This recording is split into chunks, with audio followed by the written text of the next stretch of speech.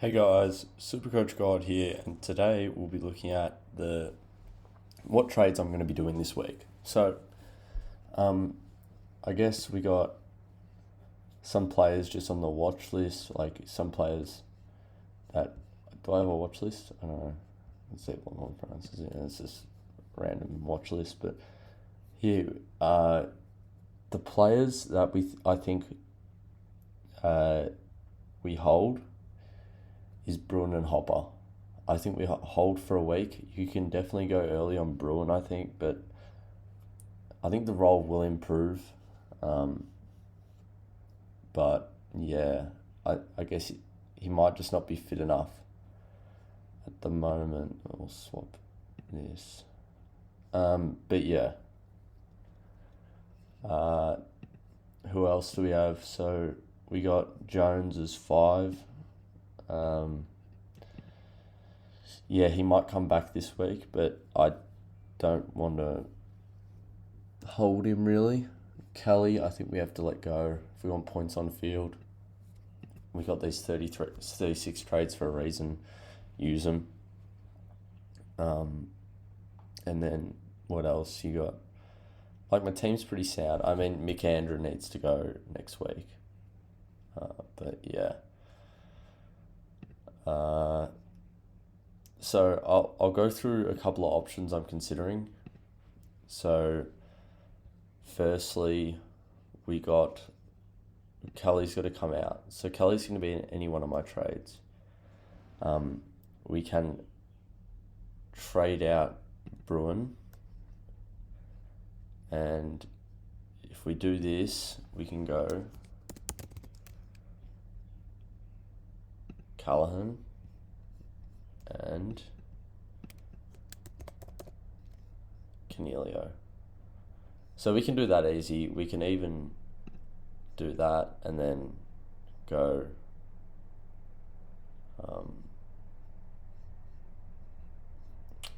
if we redo this, trade Jones, put Chesser there as a loop if he gets dropped, and then put Bruin in the midfield here. But then at this, to do this, if we just click complete, I don't think I'm using a boost this week, by the way, so I'd have to bench Ashcroft, which I don't really want to do, because what Mackenzie looks better than Ashcroft. Sheasel looks better than Bruin. So yeah, and well, you can't put him in the back line anyway, so that's one option. Yeah, but you're probably leaking points on field. Not much, maybe like 10 or 20. If we change this, so then there was the other one of Kelly and Bruin to Canelio. So Canelio and Callahan, which leaves us 260k. And then there's one more in going Kelly and Jones to Dacos and Callahan. So I think either way I'm going to get Callahan in this week. I think the role's good. I mean, it's not necessarily a Supercoach friendly role, but he seems to be the first wingman to get to the stoppage. Like, traditionally teams will have one wingman who goes straight into the stoppage and one wingman who stays quite out. And I think Callahan's doing a bit of both. Sometimes he's going into the stoppage. He's also he's attending clearances around the ground. Like, he's attending ball ups around the ground. Like, and yeah, I don't. Who's the other wingman? Like, I guess Kelly was on the wing a bit. There was another one. Can't remember now, but yeah, no, Callahan seemed to be the bloke who was going into the getting that first touch from either Green or Canelio. So he looks really good. I mean, I think he's the one you can go early on. If you don't have Warple, you go Warple. But I've got the luxury of having Warple, and I'm just gonna. So if we do that, and we go. See, that looks really good. And you can VC Bond into green is what I'm probably going to do. We'll get this, and I think we're looking good there. We just change out some emergencies because I don't want to change them later. And then if we look at, now we'll have a look at the most traded out players. I think, how do you do this?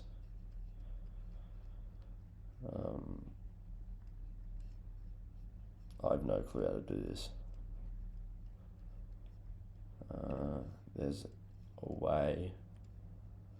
I think you go.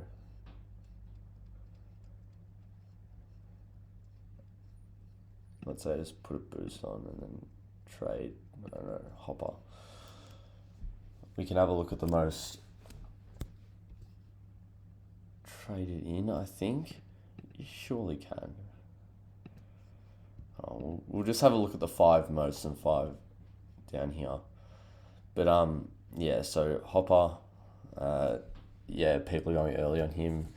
He's only at 5,000 because of his large ownership. I don't think it's worth kicking him out now, considering that Hopper is so highly owned. Like, if he gets 100 next week, if he tons up, it's just going to be depressing if you trade him out. Like, he's playing Adelaide. Like, Adelaide have a crap midfield, apart from Laird, and we'll talk about Laird as well. But Tanner Bruin,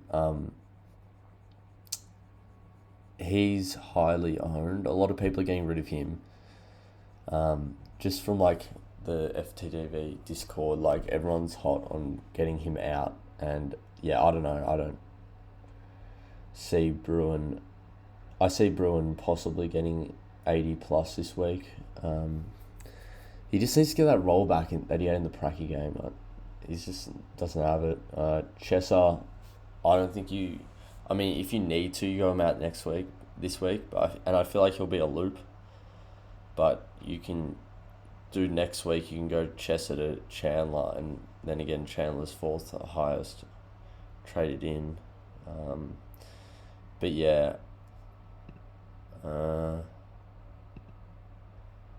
who else? Fergus Green. No reason to trade him out. He's a slow burn. Rowan Marshall. I think that's an overreaction. But he's that highly owned. It's bound to be in the thousands. Horn Francis is the highest traded in by a mile. So 20,000. So 14%. I don't know what that means.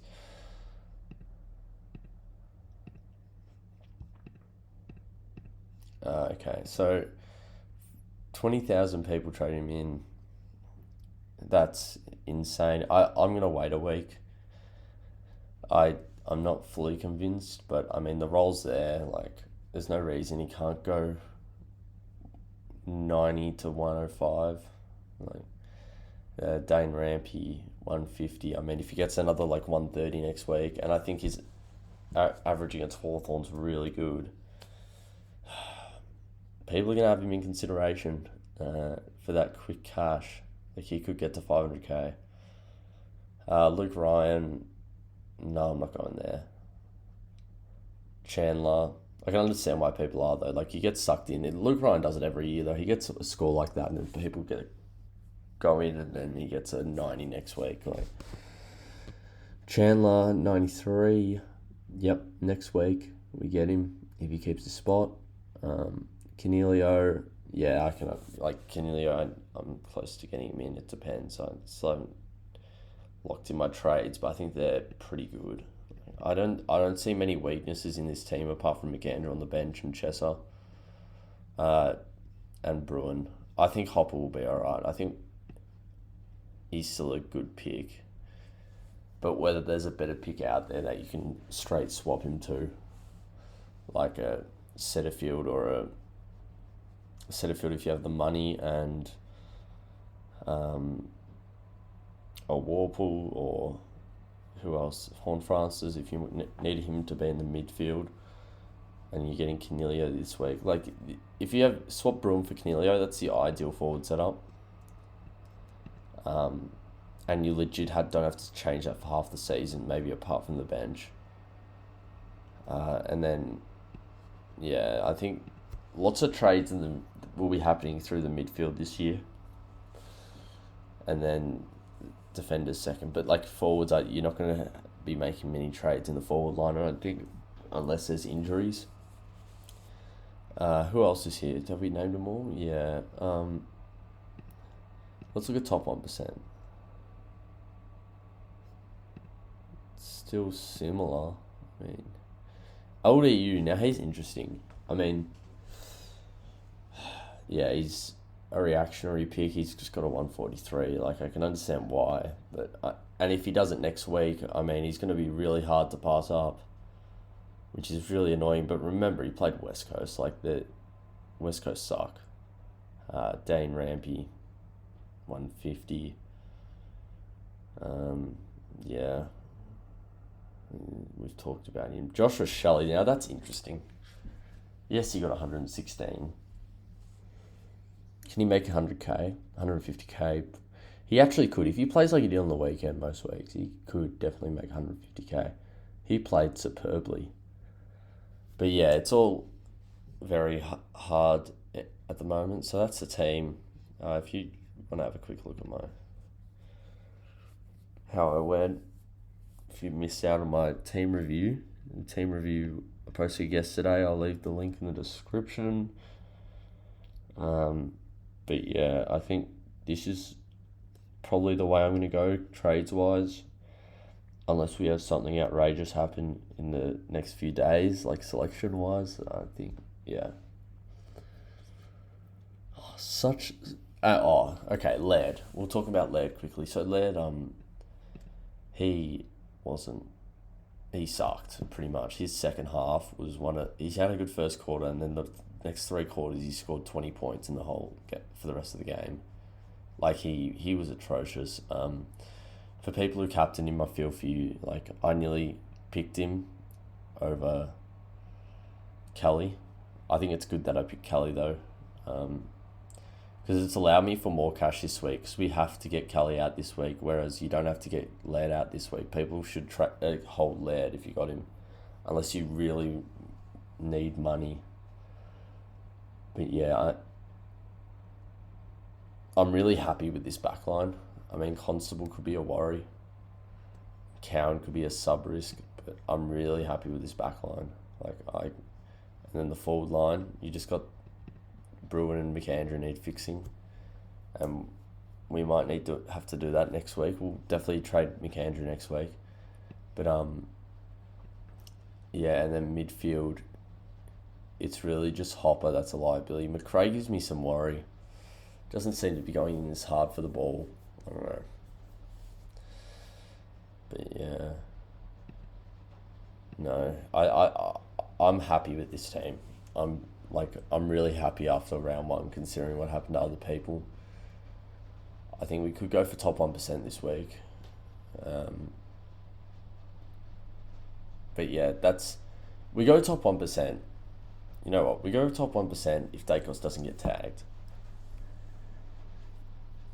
Because Dacos doesn't get tagged, he's getting 110. And then Ridley's probably going to get, who's he playing? Gold Coast, 120. Doherty's playing Geelong, that could be a bit tougher, but yeah, you look at whoever's playing Saints, Bulldogs, you look at Jones. That's the only reason I'm questionable on Jones, because he's playing Bulldogs and he could score bloody 100 if he gets up.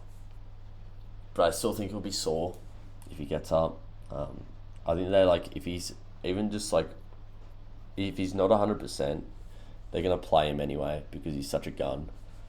But yeah, anyway, it's starting to rain in Melbourne, and I reckon it's a good video. I think we've talked about lots of trade options you can do.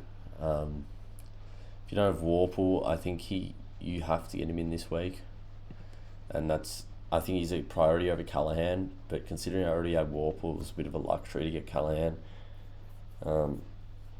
You could even pick both Warple and Callahan in one trade this week. If you go Kelly down and then who do we have? You could go. That would also probably you'd have to trade Bruin to do that, or Hopper. You'd have to trade Hopper to do it. But yeah, I mean, yeah, okay week. I'm happy with this week. I mean, you see, like George like cooked it. I watched DR's video just before. Oh my god, I feel for the man. He had what, like 10-year-old kids beating him in Supercoach. That's never good. But yeah, no. Anyway, have a good one, guys. Remember to like, comment, and subscribe, and I'll see you guys next time. Cheers.